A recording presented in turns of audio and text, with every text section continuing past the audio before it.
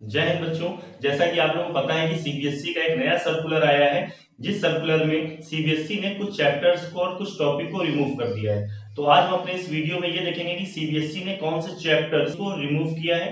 तो जो first chapter था रियल नंबर्स में representation of terminating non terminating recurring decimals on the number line through successive magnification से related जितने भी क्वेश्चंस थे, जैसे आपसे क्वेश्चंस कहा जाता था represent 2.35 on the number line by using successive magnification, है ना। तो ये तो टर्मिनेटिंग डेसिमल था। इस तरह से अगर आपसे पूछ दिया जाए रिप्रेजेंट 2.350 है ना, जैसे ये क्वेश्चन पूछा जाए, ठीक है, नॉन टर्मिनेटिंग है, टर्मिनेट नहीं हो रहा है, ठीक है, नॉन टर्मिनेटिंग रिकरिंग मतलब क्या होता है, रिपीट हो रही डिजिट्स, ठीक है। इस तरह के जो क्वेश्चंस होंगे इनको नंबर लाइन पर रिप्रेजेंट करना है बाय यूजिंग सक्सेसिव मैग्निफिकेशन। इनको भी सिलेबस से हटा दिया गया, मतलब जो सक्सेसिव मैग्निफिकेशन से रिलेटेड जो भी क्वेश्चंस थे वे सारे क्वेश्चंस अब सीबीएसई ने डिलीट कर दिए हैं। Next is explaining that every real number is represented by a unique point on the number line, and conversely that is every point on the number line represents a unique real number। अब इसका मतलब ये है कि जो आपके पास questions आते थे, जैसे represent √9.4 on the number line, represent √9.4 on the number line, इस तरह के जो क्वेश्चंस थे ये क्वेश्चंस भी सीबीएसई ने आपके सिलेबस से हटा दिए हैं। अब इस तरह के क्वेश्चंस आपसे एग्जाम में नहीं पूछे जाएंगे। नेक्स्ट है definition of the nth root of a real number, ठीक है, रियल नंबर के nth रूट की डेफिनेशन ये सिलेबस से हटा दी गई है। सेकंड चैप्टर है पॉलिनोमियल्स से जो हटाया गया है वो देखते हैं। Motivate and state the remainder theorem with examples, ठीक है, रिमाइंडर थ्योरम की प्रूविंग और उसके एग्जांपल्स, उसके क्वेश्चंस ये सिलेबस से आपके हटा दिए गए हैं। Statement and proof of the factor theorem का स्टेटमेंट और फैक्टर थ्योरम की प्रूफ जो है, प्रूविंग और उससे रिलेटेड जितने भी क्वेश्चंस थे फैक्टर थ्योरम से, वो भी आपके सिलेबस में अब नहीं है। मतलब क्या है कि फैक्टर थ्योरम और रिमाइंडर थ्योरम ये आपके सिलेबस से अब हटा दिया गया है। नेक्स्ट है x³ + y³ + z³ - 3xyz, ठीक है। ये जो आइडेंटिटी थी ये पहले बहुत इंपॉर्टेंट आइडेंटिटी हुआ करती थी, अब ये आइडेंटिटी जो है आपके सिलेबस में नहीं है। इस आइडेंटिटी से रिलेटेड क्वेश्चंस भी आपके एग्जाम में अब नहीं पूछे जाएंगे।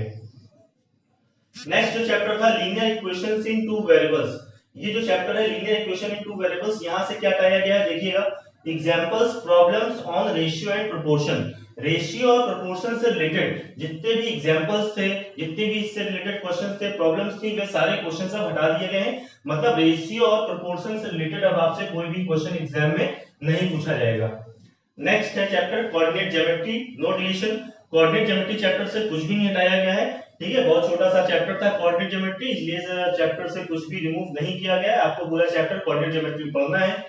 नेक्स्ट था इंट्रोडक्शन टू यूक्लिड्स ज्योमेट्री, ठीक है, यूक्लिड ज्योमेट्री का इंट्रोडक्शन टू यूक्लिड ज्योमेट्री, ठीक है। ये चैप्टर आपका पूरा चैप्टर ये रिमूव कर दिया गया है। इस चैप्टर से कुछ भी नहीं पूछा जाएगा, पूरा चैप्टर जो है ये डिलीट कर दिया गया है।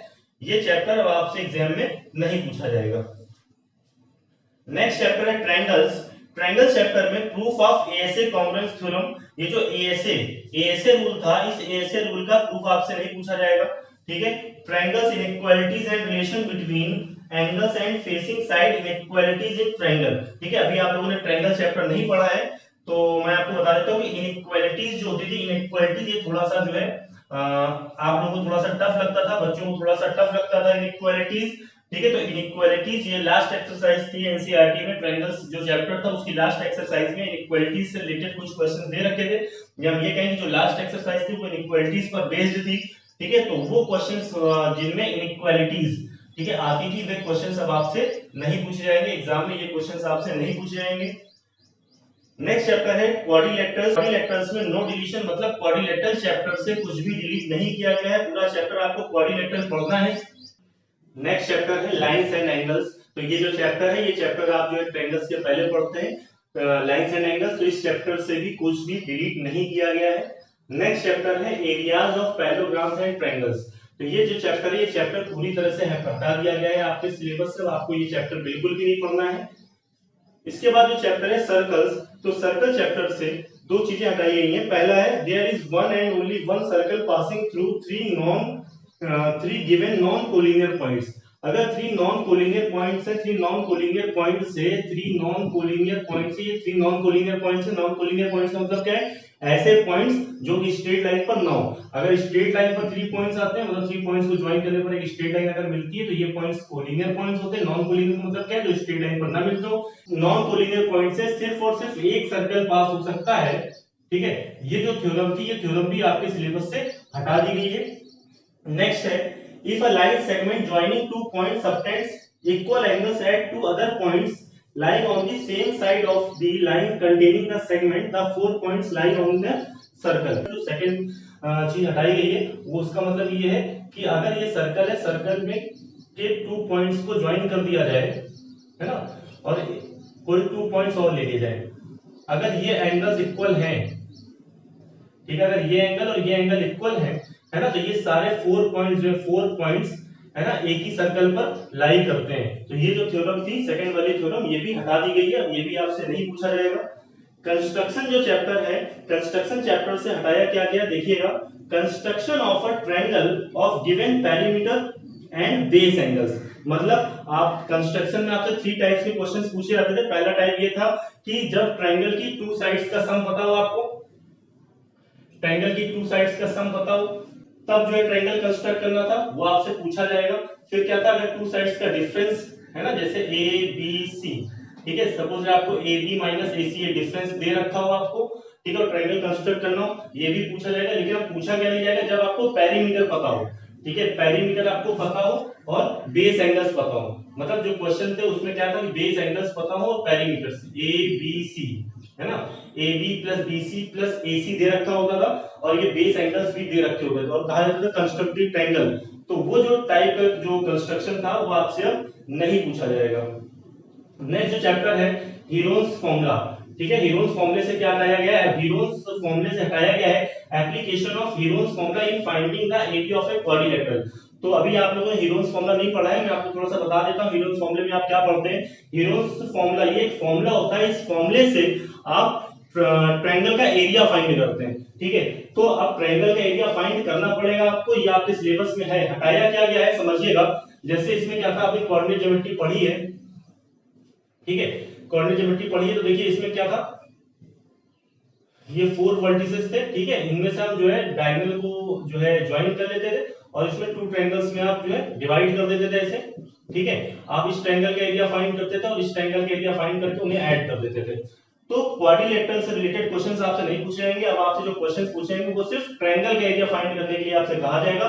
एक ट्रायंगल होगा, ट्रायंगल की जो है साइड्स दे रखे होंगे और कहा जाएगा find the area of triangle. तो हीरोन्स फॉर्मूले में आपसे क्वाड्रिलेटरल से रिलेटेड अब कोई भी क्वेश्चन आपसे नहीं पूछा जाएगा, ये आपके सिलेबस से हटा दिया गया है।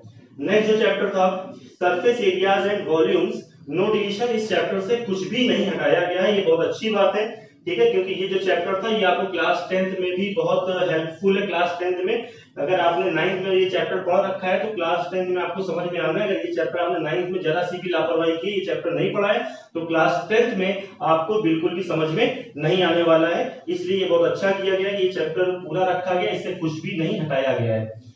नेक्स्ट चैप्टर था स्टैटिस्टिक्स, इससे हटा दिया गया हिस्टोग्राम्स। हिस्टोग्राम्स के सारे क्वेश्चंस नहीं हटाए गए, हिस्टोग्राम से सिर्फ वही क्वेश्चंस हटा दिए गए हैं जिसकी वेरिंग बेस लेंथ है ना, जिसकी बेस जो लेंथ थी वो क्या करती थी, वेरी करती थी, अलग अलग होती थी, ठीक है। जब आप स्टैटिस्टिक्स पढ़ेंगे तब आपको ये चीजें समझ में आएंगी। फ्रीक्वेंसी पॉलीगन हटा दिया गया है, मीन मीडियन मोड के वे क्वेश्चन हटा दिए गए जहां पर डेटा अनग्रुप्ड होता था, ठीक है, वे क्वेश्चंस भी हटा दिए गए हैं। इसके बाद जो चैप्टर आता था प्रोबेबिलिटी, प्रोबेबिलिटी से कुछ भी नहीं हटाया गया, बहुत छोटा सा चैप्टर था प्रोबेबिलिटी, इसलिए चैप्टर में सब कुछ रखा गया, कुछ भी इस चैप्टर से हटाया नहीं गया है। तो बच्चों अगर आपने अभी तक ये चैनल सब्सक्राइब नहीं किया हुआ है तो अपने चैनल को सब्सक्राइब कर लें और बेल आइकन पर क्लिक करें, ताकि जो भी हम लेटेस्ट वीडियोस आपके पास लेकर आए वे सारे वीडियोस आपको सबसे पहले मिल जाएं। Thank you.